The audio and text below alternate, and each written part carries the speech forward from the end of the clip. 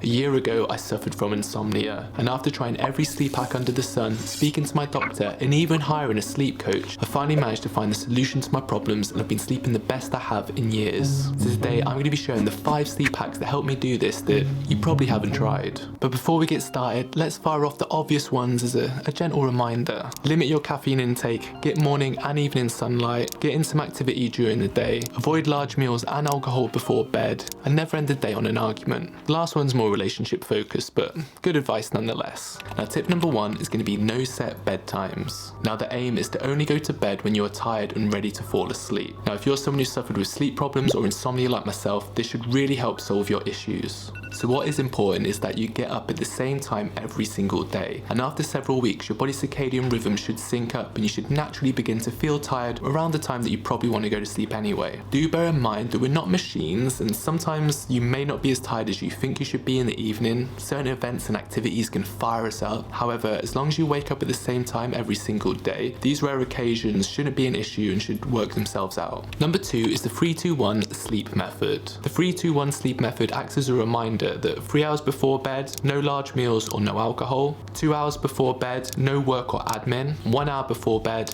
no screens or liquids. Now as with anything in life, these rules should be more of a guideline rather than set in stone. For example, if you're still hungry a few hours before bed, have something to eat, just be a little bit mindful, maybe have some yogurt and fruit rather than a second helping of your dinner. The majority of people like myself will probably find the no screens 1 hour before bed the most difficult to stick to. However, the artificial light produced by our screens not only suppresses the body's production of melatonin, the sleep hormone, it also increases alertness. Now I recently invested in some blue blockers.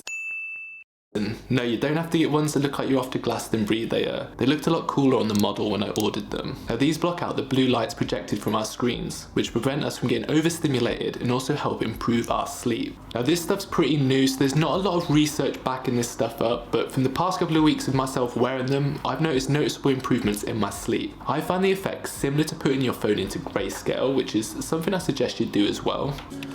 Whether you wear blue blockers or not, rather than spend the last hour of your day watching another episode of a show that you probably won't remember in a week's time, you could spend that hour doing a bit of self-care. I like to end my day by doing some mobility followed by a warm shower, which lowers your body's core temperature, which also signals your body that it's time to go to sleep. However, if you have a partner or a friend, you could play a game, do something creative, or dare I say it, talk to one another. When it comes to optimizing your sleep, there are a few variables that can impact the overall quality of your sleep, and that is your sleeping environment. Now we've already talked about the negative impact artificial light can have on our circadian rhythm, so it's important that when we're sleeping there is no light in or outside of our room. For this you have 2 options. So number 1 is a sleep mask. I wore a sleep mask for years and I used to swear by them. I still think they're good, but one thing I did notice when I started diving deeper into my sleep was that in the night when I'm tossing and turning, I would be like adjusting the mask, so it's kind of like waking me up a tiny little bit throughout the night. Now this isn't terrible, but I think not having any apparatus on your face when you're trying to sleep is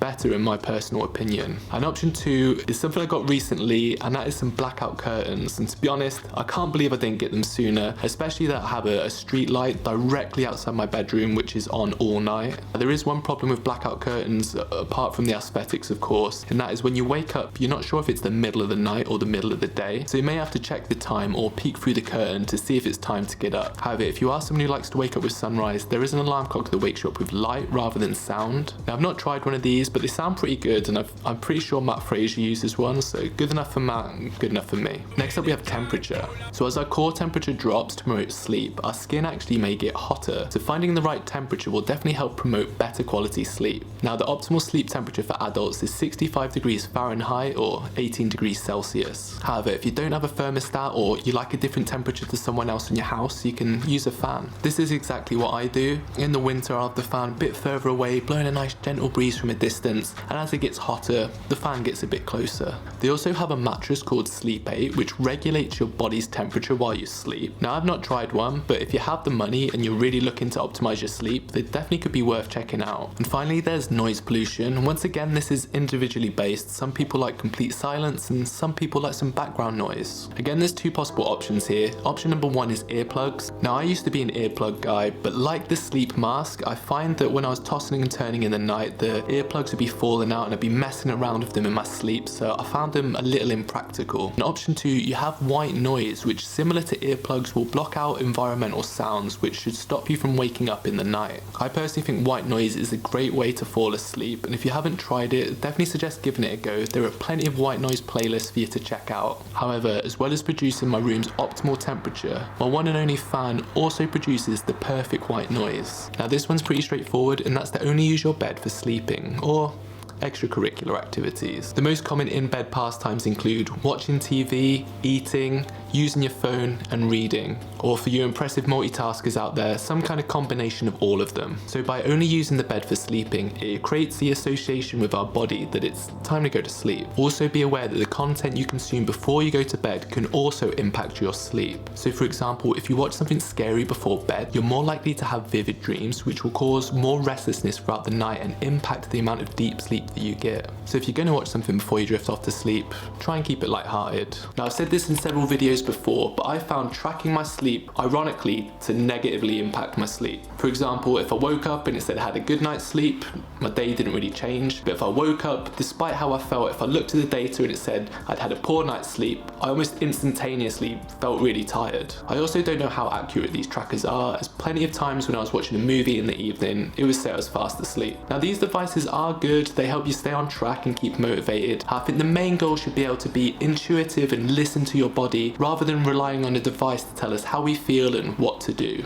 I mean, AI will be taking over in a couple of years, so we might as well enjoy the freedom while we can. And finally, tip number 7 is going to be stop sleeping in a bed. Well, this is something I've actually been experimenting with recently, and it could be the future, but I think we're going to have to leave that for another video. Anyway, I hope you found this video useful. Drop your sleeping tips and hacks in the comments below, and I'll see you guys in the next one.